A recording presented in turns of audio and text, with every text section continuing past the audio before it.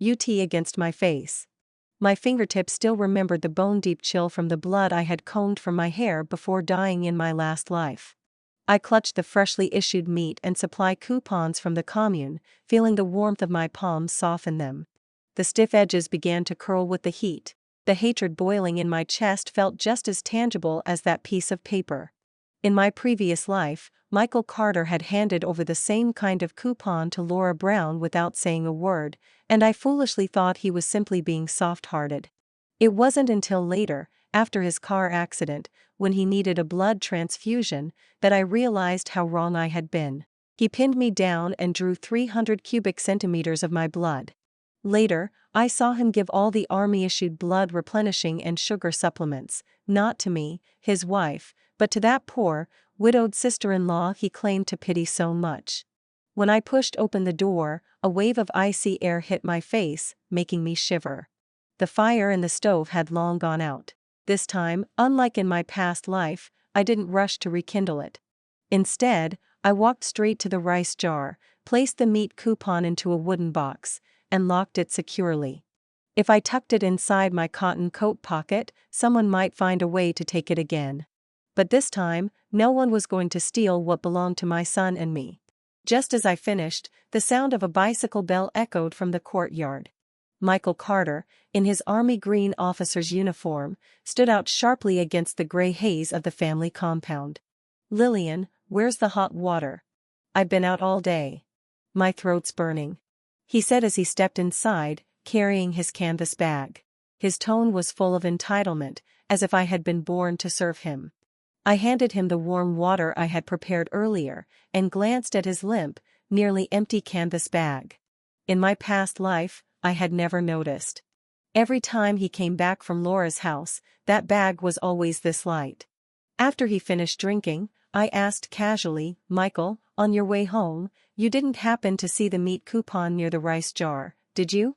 "I just got it from the commune office and haven't had time to put it away yet." His hand paused slightly around the ceramic cup. His eyelids lowered. "Oh, that coupon? I gave it to Laura. She's raising 2 kids on her own. It's freezing out, and she hasn't had a bite of meat in weeks. Poor woman. Poor woman." I almost laughed aloud. In my previous life, I had been deceived by those same words for 3 long years. I didn't learn until just before I died that Laura's widow's pension was higher than our entire household's living expenses. All that pity was nothing but an act she put on for Michael. I turned, pulled out a brand new notebook from the cabinet, and opened it to the first page. Written clearly in ink were the entries. October 5, 1972. Michael Carter gave Laura Brown food coupons and supplies. October 20th, 3 feet of fabric coupons. November 8th, 1 gold postal voucher. Each note was something I had written down based on the memories from my previous life, complete with the corresponding commune record numbers. Take a look for yourself. I slapped the notebook down in front of him. "In just 3 months, what you've given Laura could feed our family for 2. Our child's coat elbows are worn through, and you said you'd get fabric to make me a new shirt. I haven't even seen the coupons. But Laura, she's walking around the compound flaunting a brand new synthetic silk dress you gave her." Michael's face darkened as he glanced at the notebook. "Why are you making such a fuss? You've been spying on me now?" "Lillian, I'm a regimental officer. Helping the family of a fallen comrade is my duty. Don't be unreasonable." "Unreasonable?" My voice rose despite myself. "Look at our child's clothes. Ask him when he last had a piece of meat." The words nearly slipped out, the same words I had cried out in my previous life, but I stopped myself. I almost forgot. It was still 1972. I had been reborn, and only I remembered the pain that came before. I took a deep breath, forcing down the turmoil in my chest. "Then go and get that meat coupon back today. Otherwise, don't bother coming home again." "I'm not going," Michael snapped, standing abruptly. The porcelain cup slammed onto the table with a heavy thud. "I already gave it away. There's no reason to take it back. Lillian, poverty has made you petty. If you keep making trouble, I'll move back to the barracks and won't come home anymore." He grabbed his canvas bag and stormed out, slamming the door so hard that dust fell from the ceiling. The wind howled through the cracks, but I didn't feel cold at all. In my previous life, after he stormed out like that, I had cried all night, thinking about how to make peace, how to take a step back. But this time, I only felt relief. I walked to the bottom shelf of the cabinet and pulled out that small, red blood donation certificate. The bold red letters, Type AB, on the certificate stabbed at my eyes. In my past life, that very blood type had sealed my fate. When Michael Carter was in a car accident, the military hospital doctors surrounded me, urging that only my blood could save him. He lay on the hospital bed, pale and weak, whispering, "Lillian, please, help me." My heart softened, and I agreed to donate blood. And what happened afterward? The moment he recovered, he went right back to Laura Brown's house every single day without even a word of thanks. I shoved the blood donation certificate into the inner pocket of my cotton coat, gripping it so tightly that my knuckles turned white. In this life, I would never make the same mistake again. If Michael wanted to play the hero, if he wanted to protect that widowed woman, then let them destroy themselves together. I wasn't going to be their stepping stone anymore. Everything he owed me and our child, I would take back piece by piece with interest. The morning after Michael slammed the door and left, I bundled my son tightly in his cotton jacket and brought him next door to Mrs. Jang. "Mrs. Jang, I have to go to the commune to take care of some things today. Could you please watch him for a while? I'll come pick him up at noon for lunch." Mrs. Jang agreed cheerfully, and even tucked a piece of roasted sweet potato into my boy's hands. His face lit up, eyes squinting with joy as he clutched it. Just as I stepped out of Mrs. Jang's yard, I heard that familiar, whiny, sobbing voice echoing from my own doorway, "Laura Brown." In my previous life, it was this very day that she came, pretending her child didn't have a winter coat, begging for fabric coupons. I had fallen for her tears then, softened by her pitiful act, and gave her the coupons without hesitation. Later, I saw her parading around the compound in a brand new floral cotton jacket made from those very coupons. This time, I didn't rush to open the door. Instead, I went back inside and took out 2 documents from the cabinet. One was the pair of fabric coupons the commune had just distributed, and the other was a receipt from the supply shop showing that Michael had given Laura 3 feet of fabric coupons a few days ago. In my last life, I hadn't paid attention to these things. But after being reborn, I had made a point of retrieving that record from the shop. I tucked both papers into my coat pocket and strolled leisurely back to my doorway. Just as I expected, Laura was standing there, wearing the synthetic silk blouse Michael had given her recently. She held her younger son's hand. He was bundled up in a thick, well-made cotton jacket, the collar embroidered with little flowers. He didn't look the slightest bit like a child in need. The moment Laura saw me, tears streamed down her cheeks like broken beads on a string. "Lillian, thank goodness you're home," she wailed. "Please help me. It's freezing, and my older boy's winter coat is so torn, it can't be worn anymore. If this keeps up, he'll get sick. You just got your fabric coupons. Give me a little, please. Help the child." As she spoke, she pushed her little boy forward. The boy stumbled, dropping the candy he'd been holding. His lips trembled as if he were about to cry, but one sharp glare from her made him swallow his tears and crouch down quickly to pick up the candy from the dirt. I watched this all too familiar act unfold, but this time, I felt nothing. No pity, no softness. Instead, I smiled. "Laura," I said evenly, "didn't Michael just give you new fabric last month to make your son a coat?" I remember it clearly. It was corduroy, the most fashionable kind right now, thick and warm, too. "How could it already be so torn you can't fix it?" Her sobbing faltered. Her eyes darted nervously as she stammered, that coat got burned last night when I was tending the stove. There's a big hole. No way to repair it. Lillian, I know you're kind-hearted. Just give me a bit of fabric, 1 yard, even half. When spring comes and I save up more coupons, I'll pay you back. I reached into my pocket and pulled out the receipt, holding it out in front of her. "Laura, before you ask for more, why don't you explain this? Michael gave you 3 yards of fabric coupons last month, and you haven't paid them back yet. Look here. The date, the quantity, and the shop stamp are all clearly written. If you're denying it, we can go to the commune supply store right now and ask the shopkeeper to confirm.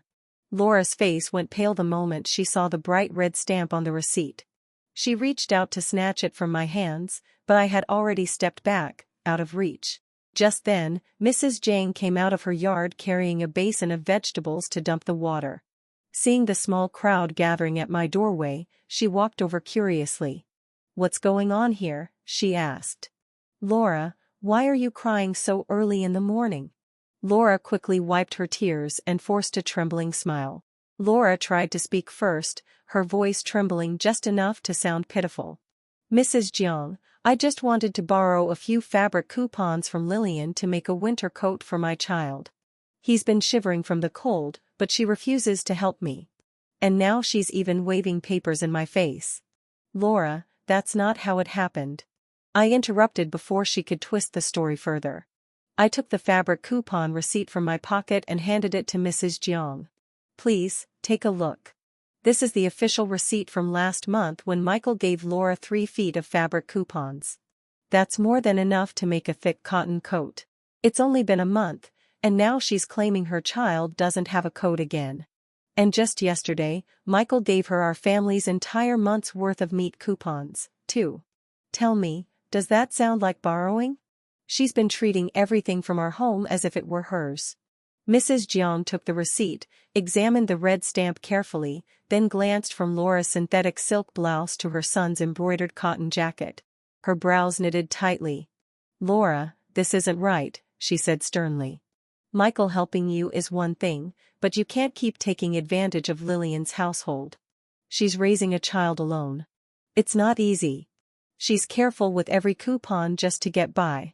Look at yourself. You're wearing synthetic silk, and that's finer than the serge coat Lillian's wearing. You don't look like someone who's short on fabric coupons." The commotion had drawn attention. A few neighbors came out of their homes to watch. One woman from the back row whispered, "I saw Laura buying fruit candy at the supply store just yesterday, 2.5 cents a pound. If she were really that poor, where'd she get money for candy?" Another neighbor chimed in. "Exactly. Captain Carter is way too biased. His own kid's coat sleeves are worn through, yet he's out there buying fancy fabric for his widowed sister-in-law. If word gets around, people will start thinking Lillian's the stepmother in this house." Laura's face turned crimson, then pale. Her ears flushed red as the murmurs grew louder. She couldn't keep up the act any longer. She glared at me with pure hatred, grabbed her son's hand, and stormed off muttering under her breath. "You people don't understand. Michael gave it to me willingly. None of your business." Mrs. Jiang watched her leave, shaking her head. Then she turned to me with a sigh. "Lillian, you've always been too kind. You kept letting her get away with things, but from now on, if Michael dares to give away anything from your home again, don't you stay quiet." I smiled and nodded, slipping the coupons back into my pocket. "Thank you, Mrs. Jiang. I won't let it slide anymore. What belongs to our family should go to the people who truly deserve it." Back inside, I locked the 2 fabric coupons into the wooden box beside the rice jar, then opened my notebook and added a new entry. December 8, 1972. Laura Brown came asking for fabric coupons and was refused. As I set the pen down, memories from my previous life came flooding back. The last time Laura hadn't gotten her way, she'd gone straight to the army base to complain to Michael, claiming I'd been cruel to a poor widow and had bullied her child. Michael, without even asking for my side of the story, had come home furious. He'd shouted at me for an hour, then took all 10 eggs we had saved up and gave them to Laura, saying they were to nourish the boy. A cold laugh escaped me. I opened the cabinet and took out the basket of eggs. 10 of them, exactly the same number as before. I'd been saving them for 2 weeks, planning to make something nutritious for my son. I picked up the basket and carried it next door to Mrs. Jiang's. "Mrs. Jiang, thank you for watching my boy today," I said with a smile, handing her 5 of the eggs. "Please keep these and make some for Uncle Jiang to build his strength." Then I took out 2 more eggs and pressed them into my child's small hands. Ask Grandma Jiang to boil these for you at lunchtime. I slipped the remaining 3 eggs into my pocket. At noon, I planned to buy a piece of malt candy from the commune store to go with the eggs for my boy. As for Michael Carter, if he wanted to pity Laura Brown and play the hero, he could figure that out on his own. I would never again let my son and me suffer for his so-called kindness. Never again would I let history repeat itself. When I returned from the commune at noon, I first stopped by Mrs. Jiang's to pick up my son.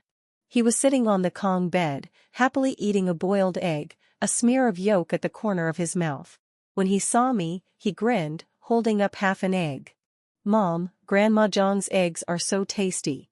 I patted his head fondly, handed him the malt candy I'd brought, and thanked Mrs. Jiang again before taking him home. We had barely stepped inside when I heard someone calling from the courtyard gate. "Is Mrs. Carter home?"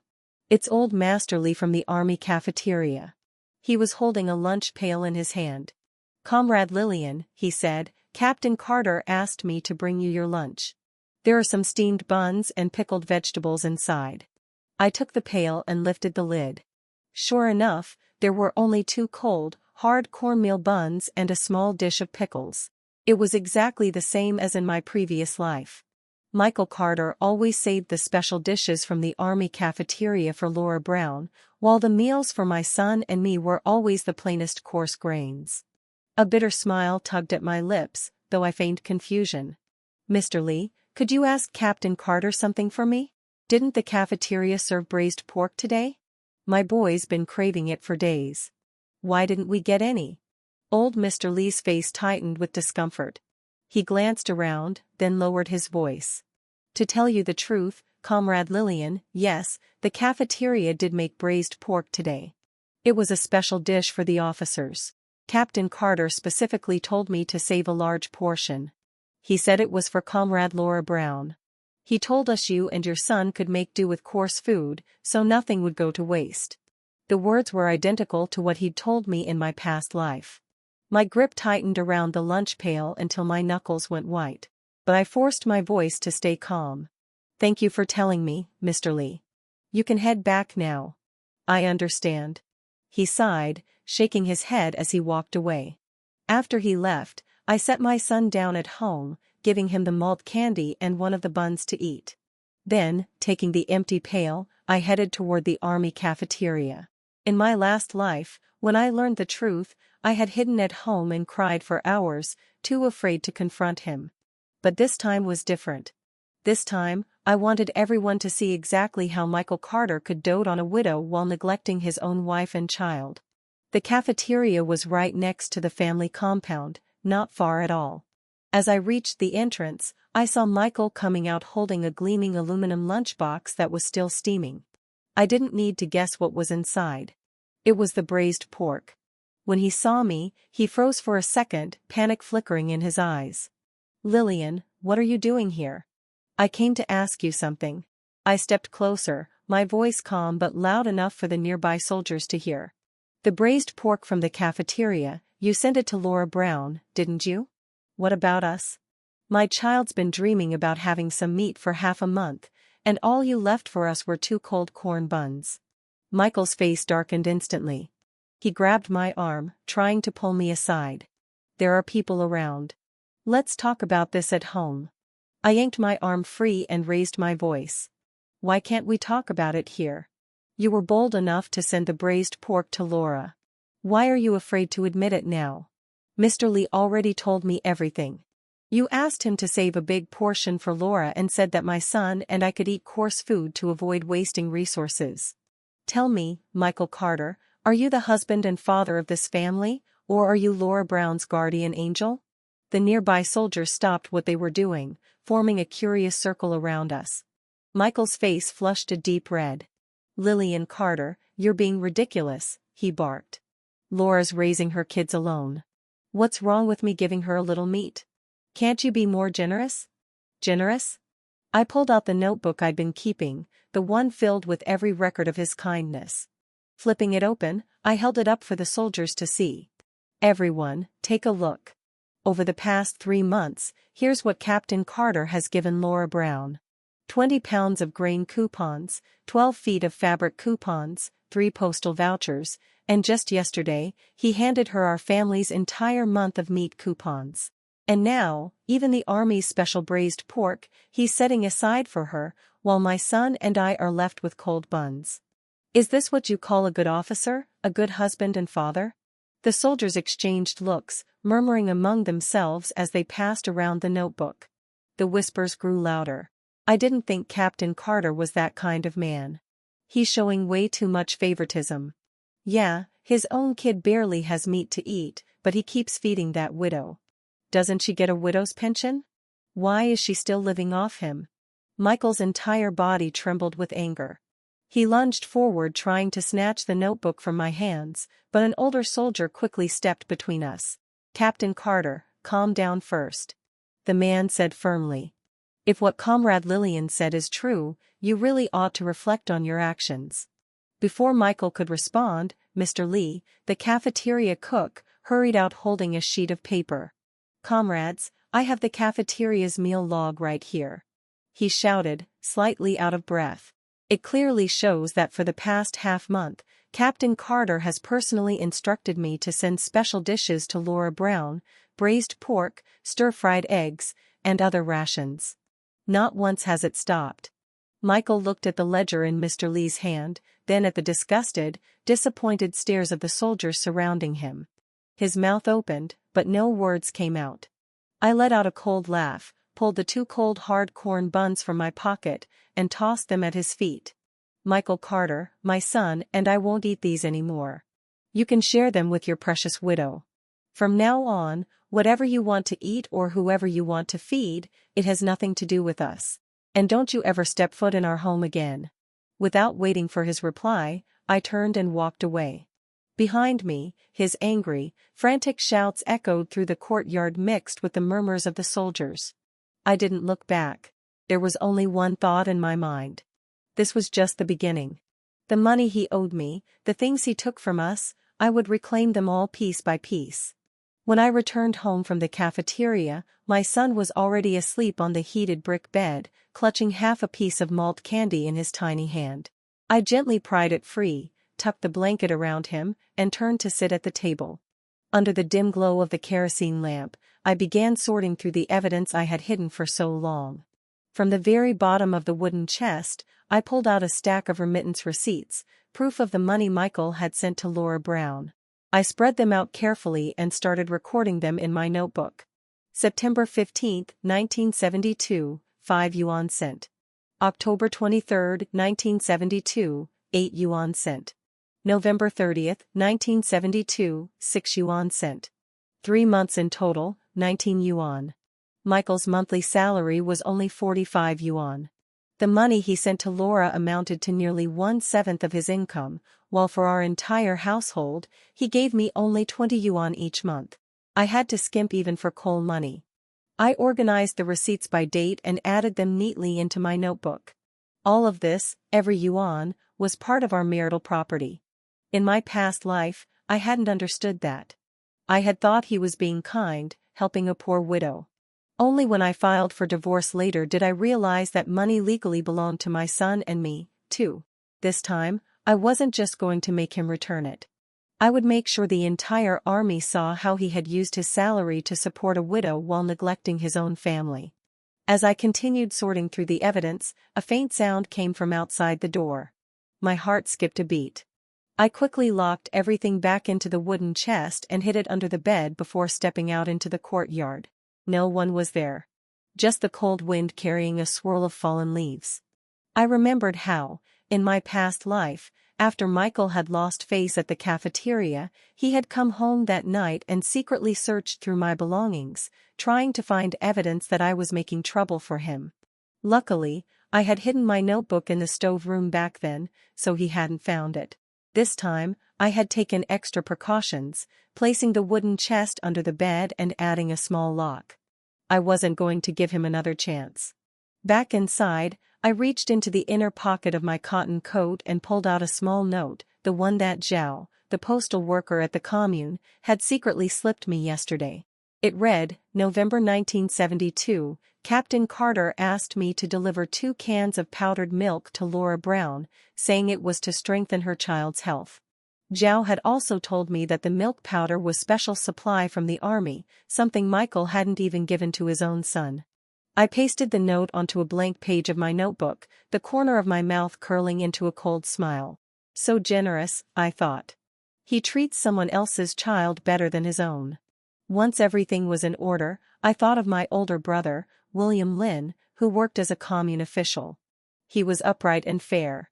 In my previous life, every time I had suffered injustice, he was the one who stood up for me.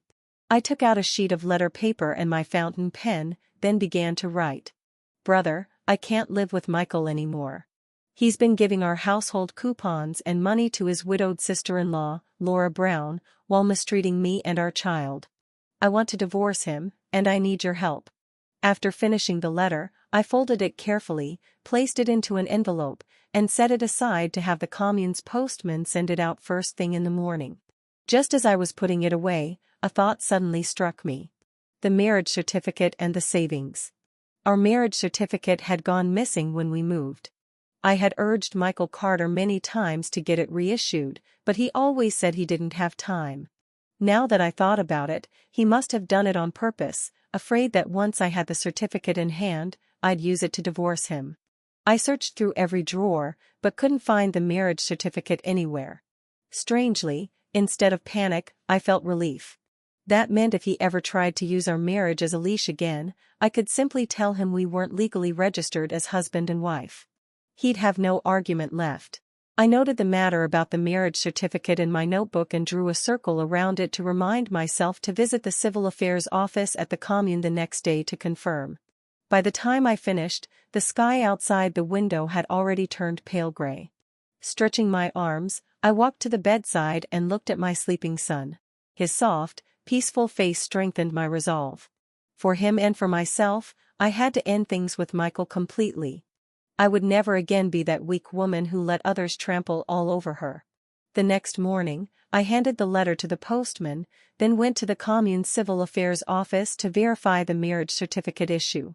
The staff confirmed that Michael Carter had never reapplied for one. As I walked out of the office, I felt a strange sense of peace settle in my chest. But as I reached the gate of the residential compound, I saw Mrs. Jang rushing toward me, her face pale with panic.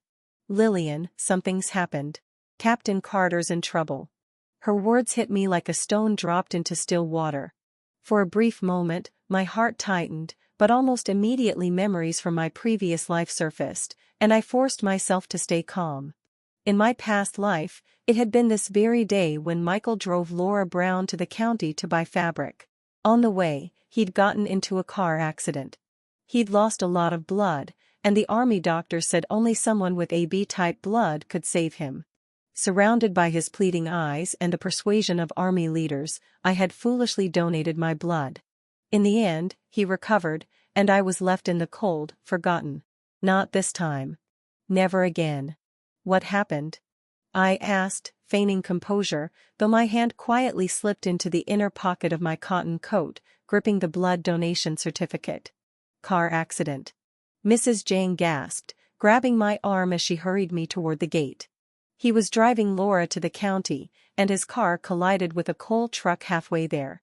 They've already taken him to the army hospital. I heard he's lost a lot of blood. They're calling for someone with AB-type blood. Just as I expected, exactly like before. I followed Mrs. Li Jiang toward the hospital. Along the way, we passed several soldiers and family members rushing in the same direction, all whispering about Captain Carter's accident. When we reached the hospital entrance, I immediately spotted Laura Brown sitting on the steps, crying dramatically.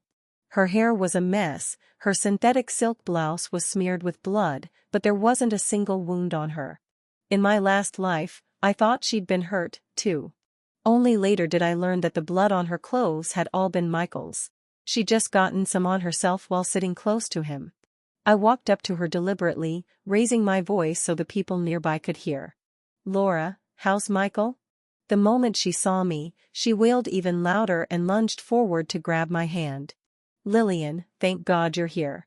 Michael's dying. The doctor said only AB-type blood can save him.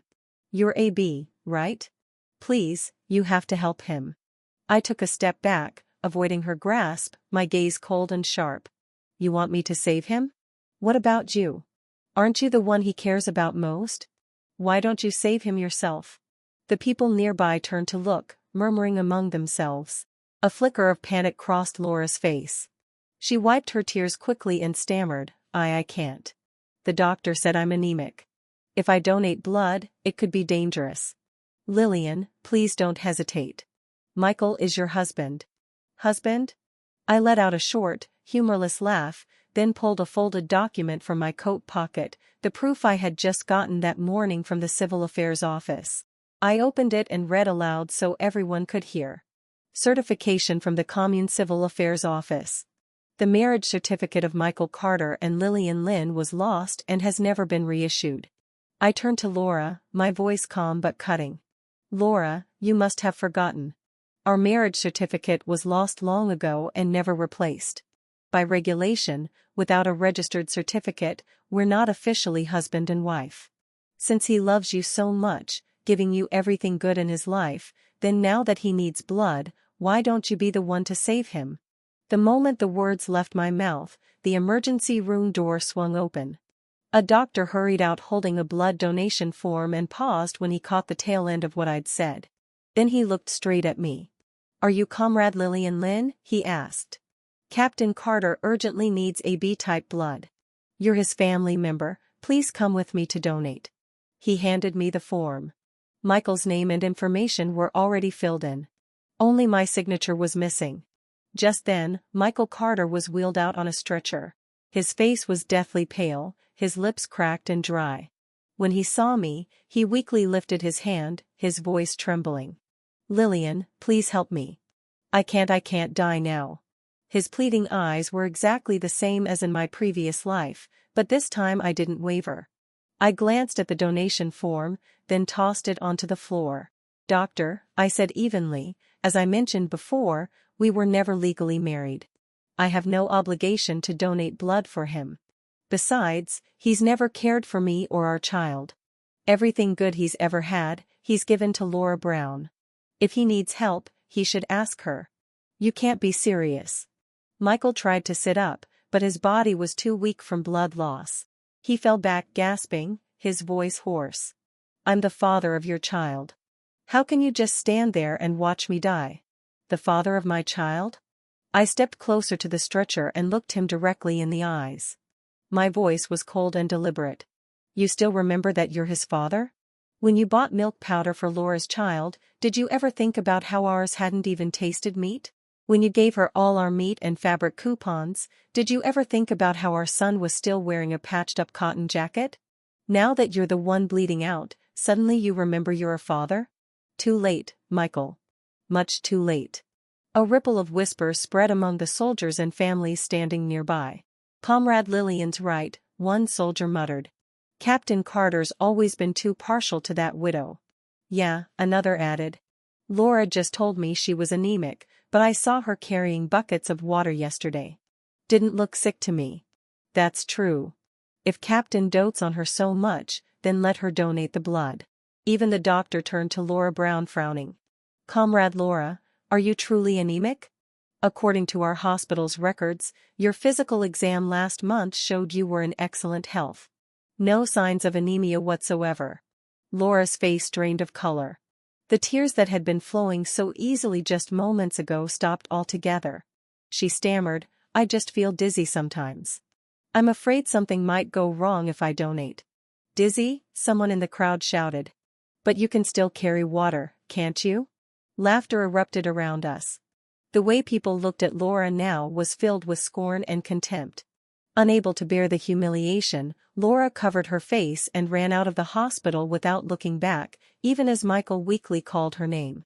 He watched her disappearing figure, then looked around at the disapproving stares surrounding him, before turning his eyes back to my indifferent face. The next moment, his chest heaved and he passed out cold. The doctor and nurses quickly pushed the stretcher back into the emergency room. Before following them in, the doctor gave me a brief glance, but didn't say another word, perhaps realizing that Michael Carter had brought this upon himself. I stood there at the hospital entrance, watching the door swing shut again. There wasn't a trace of guilt in my heart. Just a few minutes after Laura fled, the emergency room light turned off. The doctor came out and announced that Michael was out of immediate danger, but would still need close observation and possibly more blood later. I let out a quiet breath, not from relief for his sake, but because I knew the show wasn't over yet. In my past life, Laura had gone home right after the accident, only to return an hour later pretending to be ill, claiming the scare had given her a sudden relapse. When Michael woke up, he'd been full of guilt and pity for her, sending her more supplements and comfort food. Not this time. I asked Mrs. Zhang to head home and look after my son while I stayed behind in the hospital corridor. I didn't have to wait long. Half an hour later, 2 neighbors came rushing in carrying a makeshift stretcher. And lying on it, pale-faced, eyes closed, moaning weakly, was Laura Brown herself. My head, it's spinning, Laura Brown moaned weakly, her voice trembling. I can't breathe. The 2 neighbors carrying her stretcher shouted as soon as they entered the hospital. Doctor, please help Comrade Laura. She fainted.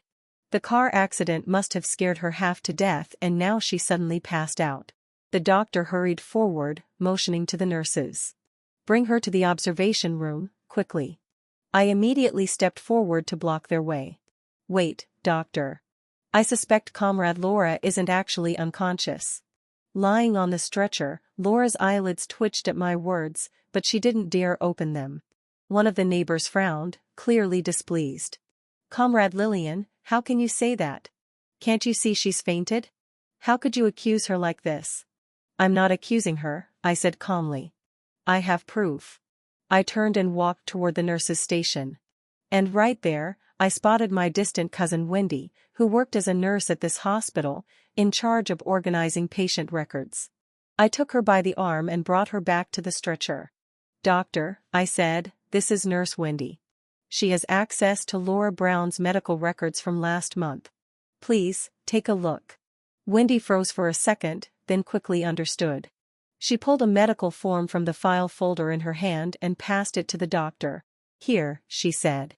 This is Comrade Laura Brown's physical exam report from the 20th of last month. It shows that all her indicators were normal. No anemia, no heart disease, no hypertension, nothing. She's in excellent health, perfectly capable of physical labor. The doctor examined the record carefully, then reached out and felt Laura's pulse. His frown deepened. Comrade Laura, your pulse is steady and strong. This doesn't feel like someone has fainted. If you're fine, please get up. On the stretcher, Laura's face flushed red, then drained white. Still, she stubbornly kept her eyes shut. I gave a cold laugh and leaned down beside her, lowering my voice so only she could hear. Laura, if you don't get up right now, I'll tell everyone here what you were doing yesterday, buying candy at the commune store and hauling water. And maybe I'll mention the little secrets between you and Michael Carter. How about that? Should I let everyone see what kind of woman you really are? Her whole body stiffened. Then all at once, she bolted upright, her eyes wide open. I just felt a little dizzy earlier, she stammered, forcing a shaky smile. I'm fine now, really. No need to trouble the doctor. The moment she sat up, everyone around her understood. So she was faking it, someone exclaimed. She just didn't want to donate blood. Exactly. Captain Carter's treated her so well, and this is how she repays him? She's nothing but an ungrateful fraud, probably just using him for his money and supplies. The murmurs grew louder, the crowd's eyes full of disgust and mockery. Laura's face burned crimson. Unable to endure another second, she jumped off the stretcher, pushed through the onlookers, and ran toward the hospital exit, faster than before, without daring to look back. The 2 neighbors who had carried her stood frozen, embarrassed, not knowing what to say. The doctor watched Laura's retreating figure, then sighed and shook his head. Comrade Lillian, you've been wronged. I didn't expect Captain Carter to be so foolish to trust the wrong person. I gave him a faint smile, but said nothing. It's not too late for him to see the truth, I thought. Everything Michael owes me, he'll pay it back, sooner or later. After thanking Wendy, I turned to leave the hospital. But as I reached the entrance, Michael's orderly came running toward me carrying a metal thermos container. "Mrs. Carter," he said respectfully, a little out of breath, "this is chicken soup from the Army cafeteria. Captain Carter just woke up. He asked me to bring it to you. He said, please don't be angry anymore. He knows he was wrong." I looked at the thermos and felt a cold laugh rise in my chest. In my previous life, it had been exactly like this. He had sent me chicken soup, thinking a single bowl of warmth could wash away all the betrayal, all the hurt, and I had been foolish enough to forgive him. Not this time. I waved my hand dismissively. "Take the soup back. I don't need it. Tell him this, things between us are far from over." I turned away right after speaking, leaving the orderly frozen where he stood. When I got home, my son was already awake, playing hopscotch in the courtyard with Mrs. Zhang. The moment he saw me, he ran over and threw himself into my arms. "Mom, where did you go? I missed you so much." Warmth flooded my heart as I held him close and kissed his forehead. "Mom just had some things to take care of," I whispered. "From now on, I'll always be here with you." After putting him down for a nap, I heard footsteps and a few coughs outside the gate. When I opened the door, I saw Commissar Wang Jinghua from the regiment standing there, accompanied by 2 clerks carrying notebooks. I knew exactly why they were here. To investigate Michael Carter's car accident and the blood donation incident. They had come in my previous life, too. But back then, I hadn't dared to show them any evidence, and the matter had quietly been buried. Not this time. I wasn't going to let Michael Carter get away with it so easily again. "Comrade Lillian." Commissar Wang greeted politely as he stepped inside, his tone calm but official. "Sorry to disturb you. We're here to learn about what happened the day of Captain Carter's car accident and the situation regarding the blood donation. Would you mind sharing what you know?" I nodded, gesturing for them to sit at the table, and poured them each a cup of hot water. Then I went to the wooden chest and brought out the notebook full of records, along with the remittance receipts and the fabric coupon stubs, laying them neatly across the table. "Commissar Wang," I said evenly, "please take a look at these. You'll understand everything once you see them." He opened the notebook and began reading page by page. As he went on, his brow furrowed deeper and deeper. The 2 clerks beside him took notes quickly, occasionally glancing up at me with visible astonishment. 3 months, 20 pounds of grain coupons, 12 feet of fabric coupons, 3 postal vouchers, and 19 yuan in remittances. Wang murmured aloud before setting the notebook down, his expression stern. "Comrade Lillian, all this was given to Laura Brown by Captain Carter?" I nodded. "Yes, and there's more. The special dishes from the Army cafeteria, too. Michael gave Laura braised pork and stir-fried eggs every month without fail. You can ask Mr. Lee, the cook. He can confirm it. Meanwhile, my son and I only had coarse corn buns to eat. The child's jacket has been patched several times, and Michael never cared." Commissar Wang's face darkened even further. He was just about to speak when a familiar sobbing voice came from outside the courtyard. Laura Brown appeared, supporting Michael Carter by the arm as they slowly walked in. Michael's face was still pale, but he forced himself to stand straight. "Commissar Wang," he began with a weak smile. "Why are you here? Did someone say something bad about me?" "Michael Carter, you should stay quiet for now," Wang said sharply before turning his gaze on Laura. His tone grew colder. "Comrade Laura Brown, I have a question. On the day of Captain Carter's accident, he urgently needed AB-type blood. The doctor confirmed your health was perfectly fine, yet you refused to donate and even lied about having anemia. Why?" Laura's whole body trembled. She tried to hide behind Michael, her voice small and shaky. I was just scared. I've never donated blood before. I was afraid something might go wrong." "Afraid?" I let out a short, cold laugh and took a note from my pocket, the one written by Zhao, the commune postal worker. I held it up for everyone to see. "You were afraid to donate blood, but not afraid to haul water or buy candy? Last month, you even asked Zhao to deliver 2 cans of powdered milk for you. Said it was for your child's health. That powdered milk was an army special supply." Michael didn't even save a single can for our son, but you took it without hesitation. You've taken so much from him, yet when he needs help, you're the first to run away. And that's what you call being afraid? Laura's face went paper white. She opened her mouth but couldn't form a single word. Michael immediately stepped forward, shielding her behind him. Commissar Wong, this has nothing to do with Laura. I gave her those things willingly. As for the blood donation, it was my business, not hers. It has nothing to do with her. Michael Carter said quickly. Lillian, stop holding on to this. We've been husband and wife for years. Can't you just forgive me? Husband and wife? I gave a sharp laugh and pulled a folded paper from my coat pocket, handing it to Commissar Wong. Commissar, please take a look. This is an official certification from the Commune Civil Affairs Office. Our marriage certificate was lost long ago, and Michael Carter has refused to reissue it. According to the rules, without a valid certificate, we are not legally married. So for him to talk about us being husband and wife now, it's far too late. Commissar Wong glanced at the document, his brows knitting together. Then he turned toward Michael, his expression turning stern. Captain Carter, why didn't you reissue your marriage certificate?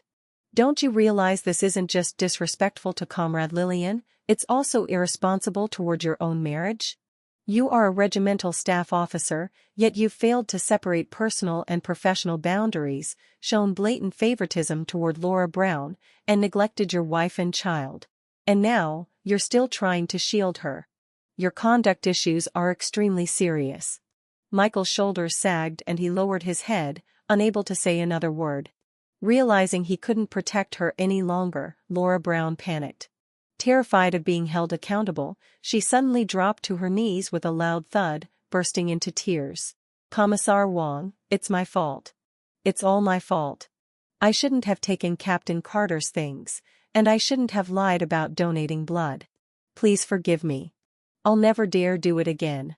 Wong looked down at her and shook his head slowly. Comrade Laura, your mistake isn't only about taking what wasn't yours or lying. You knowingly accepted special favors from a married man, disrupted another household, and damaged a soldier's family. This will be dealt with seriously. For now, return home and wait for further notice. Laura scrambled to her feet, too afraid to stay a second longer. She lowered her head and ran out of the house without looking back. Michael watched her leave, his expression conflicted and miserable, but he didn't defend her again. Perhaps even he finally understood that this time, he had truly crossed the line. Commissar Wong stood, sighing heavily before turning to me. Comrade Lillian, I'm sorry for all the injustice you've suffered. The regiment will convene a meeting soon to decide on disciplinary action for Captain Carter. If you have any requests, please tell us. I met his gaze steadily. Commissar Wong, I have only one request. I want a divorce from Michael Carter, and I want him to return every coupon and every yuan he gave to Laura Brown over the past 3 months. That was our joint property. Wong nodded firmly. Understood. We'll take your request into consideration and get back to you as soon as possible. Then he left with his clerks. A couple of days after the commissar's visit, Mrs. Zhang knocked on my door, carrying a cloth bundle in her arms. Inside were several folded slips of paper. Lillian, she said, handing it to me. I spent the past 2 days gathering statements from the neighbors. These are testimonies about what Michael Carter and Laura Brown have done. We're holding a community meeting this afternoon at the factory yard. Everyone will have a say in it. I took the bundle and carefully unfolded the papers. Each one was handwritten by different neighbors. One note from Auntie Lee said that last winter, Michael had given Laura the army-issued cotton quilt, while his own child caught a cold from the cold nights. Another from Brother Zhao in the back row said that Michael once snatched a piece of malt candy from his son's hand, only to give it to Laura's little boy moments later. In my previous life, I had heard such stories in passing, but never thought much of them. Now, seeing them all gathered together, the pattern was undeniable. Michael's favoritism and Laura's greed were plain as day. Thank you, Mrs. Zhang, I said, grasping her hand tightly, my heart full of gratitude. In my last life, I had stood alone. But this time, I had neighbors who stood with me, And it was because I had finally stopped tolerating, finally dared to fight back. By 2 o'clock that afternoon, the open space in the compound was packed. Mothers with children, retired veterans, young soldiers just off training, all gathered to see what would unfold. Mrs. Zhang stood near the old stone mill in the center, cleared her throat, and called out, "Everyone quiet down for a moment. We're here today to talk about Captain Carter and Comrade Laura Brown. Lillian and her child have endured a lot these past few months. Let's lay everything out and let everyone judge for themselves." The moment she finished speaking, whispers began to ripple through the crowd.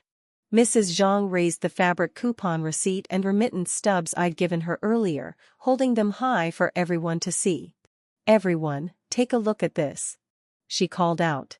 Over the past 3 months, Captain Carter gave Laura Brown 20 pounds worth of grain coupons, 12 feet of fabric coupons, and 19 yuan in cash.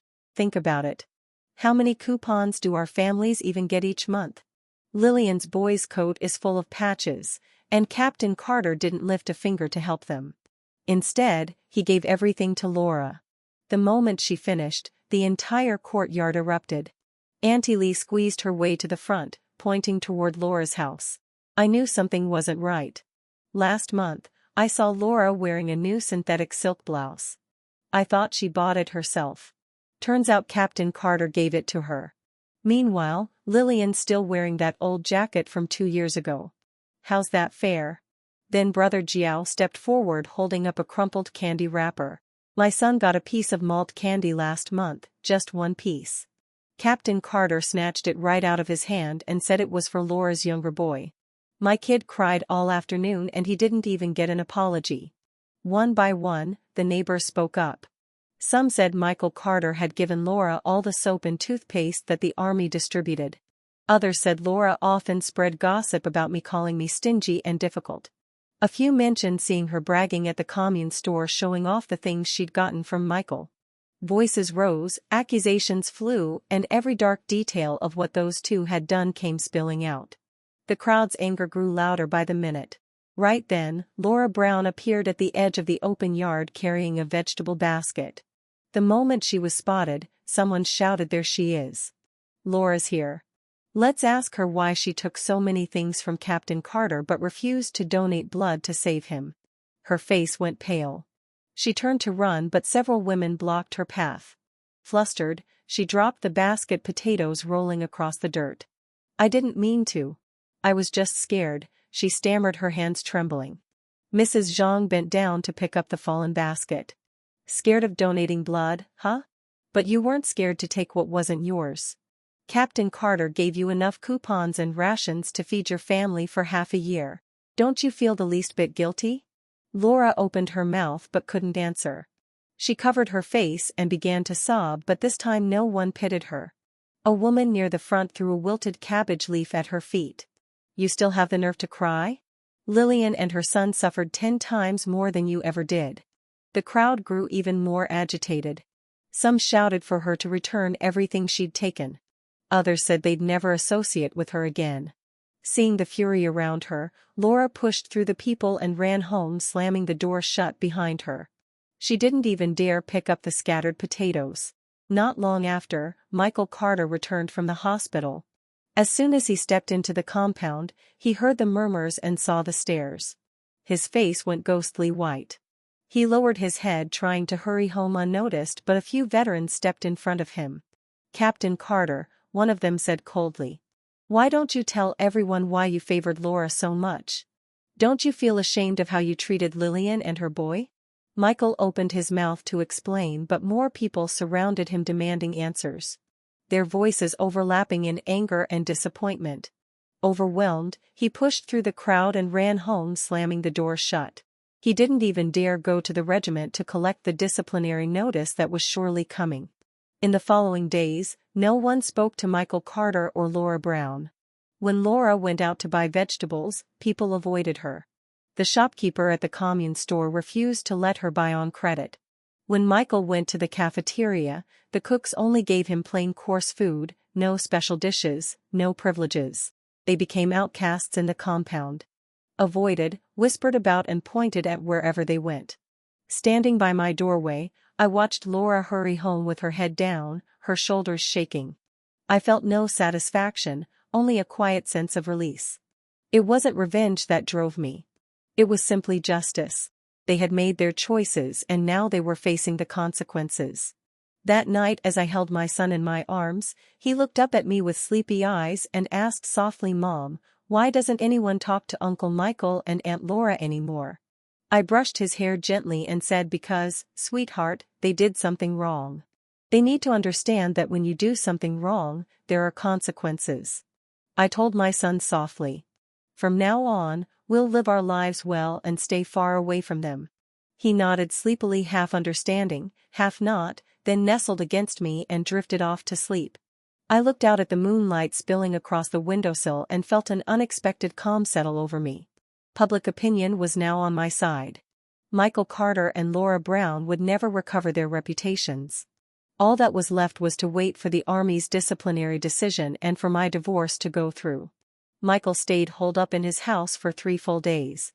When the Army's official notice of punishment arrived, he finally had no choice but to step outside.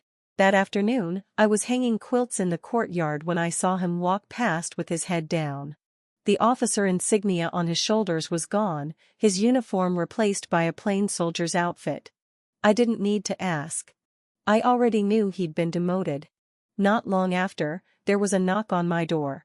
I thought it was Mrs. Zhang, but when I opened it, Michael was standing there instead, holding a small cloth bundle. A forced smile tugged at his lips. "Lillian," he said awkwardly, "I came to see you and the kid." I didn't let him in. Leaning against the doorframe, I looked at him coolly. "What do you want?" "There's nothing left to say between us." His smile faltered. He held the bundle out toward me. "There are £2 worth of meat coupons and a piece of fabric coupon in here. I pulled some strings at the regiment to get them for you and the boy. I know I was wrong before. I shouldn't have given everything to Laura or neglected you too. Please give me another chance, will you?" I glanced at the bundle in his hand. In my previous life, he'd done this too. Every time he made a mistake, he'd try to make it right with a few coupons. And I, foolishly soft-hearted, forgave him again and again. All it ever brought me was more pain. I gave a cold, humorless laugh and pushed the bundle back toward him. "Keep your coupons, Michael. My son and I don't need them. If you truly understand what you've done wrong, then you should know some things can't be undone. Once the hurt is caused, it can't be patched over." His face flushed red, his tone turning desperate. "Lillian, I know I made terrible mistakes, but I've already been demoted. Laura's cut ties with me. She said she won't see me again. I swear from now on I'll only care about you and our son. Please, forgive me this once." "Cut ties?" I let out a short laugh. "Funny you should say that. Mrs. Zhang told me yesterday that when Laura heard you'd been demoted, she started packing to return to her hometown. The neighbors stopped her, demanding she return all the things you gave her. She didn't cut ties because she's noble. She did it because you're no longer useful to her. Don't you see it yet, Michael? You were just her meal ticket." He froze, his eyes wide as if unwilling to believe it. No, that's not true. Laura's not like that. She's scared, that's all." "If you really think so," I said coldly, "then go ask her yourself." I turned, went inside and came back with a folded paper. I laid it down in front of him. "I already told Commissar Wang I want a divorce. This is the application form. Sign it and we'll be done. You take your road and I'll take mine. From now on, we'll have nothing to do with each other." Michael stared at the divorce petition, his face draining of color. His hand shook as he reached for it. Then he tried to tear it up. "I won't sign it. I won't divorce you, Lillian. We still have a child. You can't be this heartless." "Heartless?" I pressed his hand down firmly, my gaze unwavering. "If I've become heartless, it's because you made me that way. When you gave all the meat coupons to Laura, did you think about your son going hungry? When you handed her the fabric coupons for new clothes, did you think about him shivering in a patched-up coat? When you needed a blood transfusion, did you think I was a person, too? That I could hurt? That I could freeze from the inside out? Michael Carter, this marriage is over. Whether you sign or not, I'll have the army and the commune handle it. I'm done. Just then, a figure came running toward us from the path. Laura Brown clutching a small notebook in her hand. She rushed up to Michael, her face pale but furious. "Michael," she cried, "give me back everything I gave you. It's all written down right here in my ledger. You gave me £20 worth of grain coupons, 12 feet of fabric coupons, 19 yuan in cash and 2 cans of milk powder," Laura Brown shouted, her voice trembling with both fear and resentment. "You better give them back to me right now or I'll report you to the army." Michael Carter stared at her, then at the notebook in her hand, his face full of disbelief. "Laura, how could you do this to me after everything I've done for you? I gave you so much, treated you so well, and now you want me to give it all back?" Laura crossed her arms, her expression hard. "You gave them willingly. I didn't steal anything. But now that you've been demoted, I want nothing to do with you. Return everything so people don't say I took advantage of you." Neighbors nearby had already heard the commotion and began gathering around watching the scene unfold. Their eyes were full of contempt. Laura noticed the growing crowd and panicked. She no longer cared about the things she came for. She shoved the notebook into Michael's chest, pushed through the onlookers and ran off again, this time even faster than before. She didn't even bother to pick up the ledger she'd left behind. Michael stood frozen, staring after her retreating figure. Then he looked down at the notebook in his hand and back up at me. I stood silently at the doorway, my expression cold and detached. That was the final blow. He broke. He crumpled to the ground, covering his face with his hands, and began to cry. I didn't look at him again. I turned, walked into the house, and shut the door behind me. His tears no longer had any power over me. That evening, Commissar Wong sent word that the army had officially approved my divorce petition and ordered Michael to sign the papers immediately. Under pressure from his superiors, Michael finally signed. The day after I received the divorce certificate, I packed up our few belongings and took my son to leave the army compound. Commissar Wong helped coordinate with the commune and made sure I recovered everything Michael had given to Laura. 20 pounds of grain coupons, 12 feet of fabric coupons, and 19 yuan in cash. The army even added an extra 5 yuan as compensation, citing collective accountability for improper conduct. My older brother, Lin Chong, came all the way from the commune to fetch us. When he saw the divorce certificate in my hand, he finally sighed in relief. "Lillian," he said, gripping my shoulder, "you should have left him long ago. Don't worry. Now that I'm here, no one will ever dare bully you or your boy again." He helped load our luggage onto the donkey cart, lifted my son up, and walked beside us the whole way back to a small town near the commune. There, on the main street, we rented a tiny 10-square-meter storefront. The rent was only 2 yuan a month, and the location wasn't bad. Plenty of people passed by. Using the money I'd recovered and the small savings I'd tucked away over the years, I went to the county to buy wholesale goods, soap, toothpaste, sewing kits, candy, and little toys like spinning tops and glass marbles for the children. At the flea market, I found an old wooden display shelf, repainted it blue, and arranged the goods neatly. That's how Lillian's general store opened for business. On opening day, Mrs. Jiang came all the way from the army compound to see me, carrying a freshly bound bundle of handmade brooms. "Lillian," she said warmly, "these are from me. I hope your business prospers." Other shopkeepers from nearby came, too. One brought a bottle of soy sauce, another a bag of salt. They all smiled and promised to stop by often. My son sat on a little stool behind the counter, doodling with the new pencil I'd bought him. Whenever customers came in, he would chime in with his soft, childish voice, "Welcome," making everyone laugh. Some even bought extra things just because they found him so adorable. Day by day, life began to settle into a steady rhythm. The shop stayed busy from morning till evening, never quiet for long. Whenever my brother, Lin Chong, had free time, he came to help watch the store and even introduced me to wholesalers in the county so I could buy stock at cheaper prices. I saved every yuan I earned carefully, planning to one day buy the shop outright, and when I had enough to send my son to a good school. One afternoon, I was weighing out some candy for a customer when a familiar voice came from the doorway. Give me a bar of soap. I looked up and froze. Standing there in his worn soldier's uniform, his hair unkempt, and his face weathered with fatigue, was Michael Carter.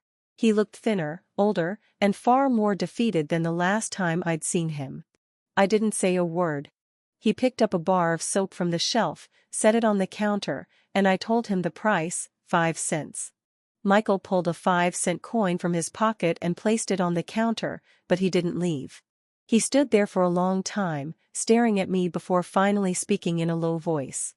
"Lillian, are you doing all right? How's the boy?" "He's doing just fine," I said flatly. "You don't need to worry about us."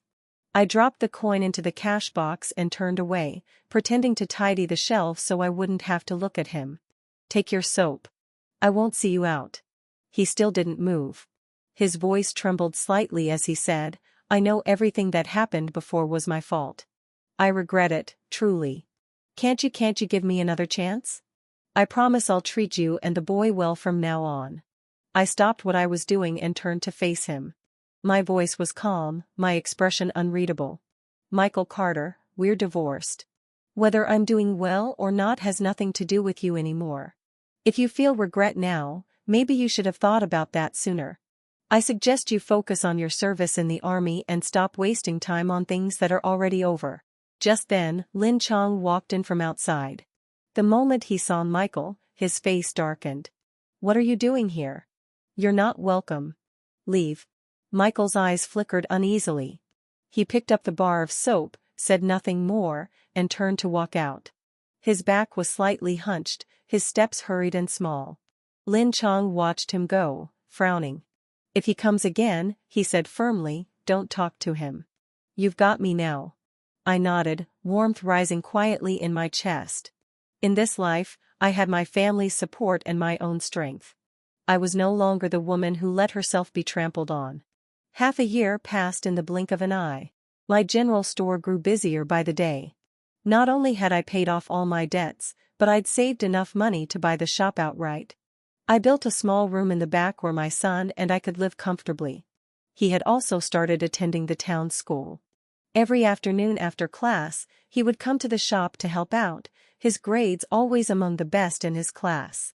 One evening, after closing up, he rested his head against my chest and asked softly, "Mom, our life now is much better than before, isn't it?" I stroked his hair and smiled. "Yes, sweetheart, it's much better now, and it'll only get better from here." Moonlight spilled through the window, lighting up the neat shelves of the little shop, and casting a gentle glow over us. I knew, deep in my heart, that I had finally broken free from the shadows of the past. By relying on my own hands, I had built a new life for us, a life that belonged only to me and my child. All the pain, all the humiliation and heartbreak from before, had turned into distant memories. What lay ahead of us now?